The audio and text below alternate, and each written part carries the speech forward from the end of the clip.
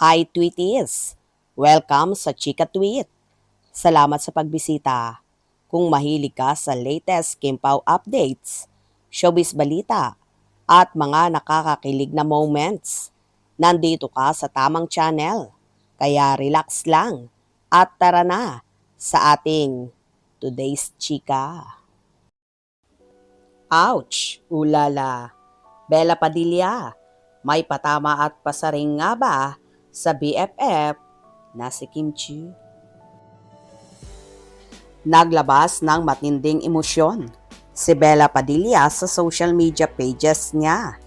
Kasabay nito ay hinayaan daw niya ang sarili na maging malungkot habang nakikinig ng kantang Someday I'll Get It by Alec Olsen at pinapakitang may ginawa sa isang kusina. Marami anyang nangyayari sa kanyang personal na buhay na habang marami raw siyang natatanggap na biyaya, natutunan naman niya sa mahirap na paraan kung sino talaga ang mapagkakatiwalaan niya.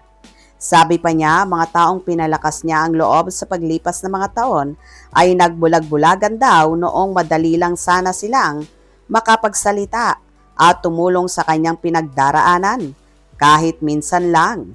Hindi raw iyon madaling tanggapin. Narito ang buong post ng actress.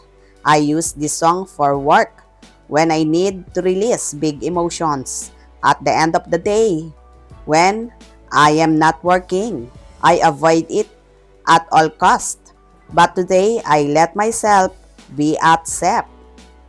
Since the year started, I've received so many blessings, new projects offered and completed, movies doing well in theaters and streaming, shoots, covers, personal projects, travels, nominations, recognitions. So, when a few sad things happened and with the backdrop of what's been happening in our country, I felt like I had no right to complain. I stayed quiet, probably shocking to some, since I usually speak up for what I believe is right and lend my voice to the silent. The truth is, a lot was happening in my personal life too, when I filled my few free days with happy moments. I was learning the hard way who I could actually trust. People I've uplifted over the years turned a blind eye when they could have easily spoken up and helped carry my burden.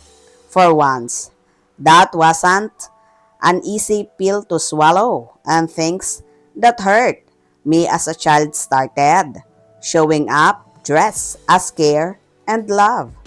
So maybe now you have a clear picture why I've been quiet. Recently, I've started finding my voice.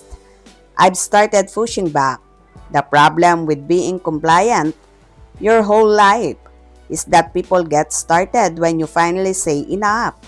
Just the sound of your voice can offend the people who hurt you. Once you start naming what they did, that's okay. Don't be scared. If you're in the same boat, I haven't figured it all out either, but I figured out today. My advice, if you need to get through today, listen to Someday I'll Get It on loop and have yourself a good cry. You feel better. Tomorrow, we'll figure out the next steps again. And someday, we will actually get it. Kanya-kanyang hulang followers niya kung sino at ano ang pinanggagalingan ng kanyang post.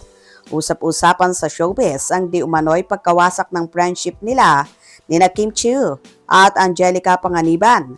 Sobrang closeness nila ang Becky ang tawag sa kanilang friendship. Pero biglang natigil ang kanilang pagkikita. Pinagdududahang may connect ito sa pagkakwento ni Bella na may mga pina-freeze na egg si Kim.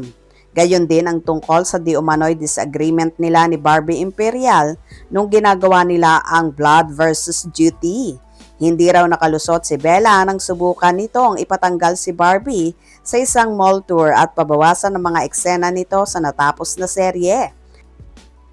At lalong hindi dumano lumusot si Bella nang mag-feeling writer at director siya sa Blood vs. Duty.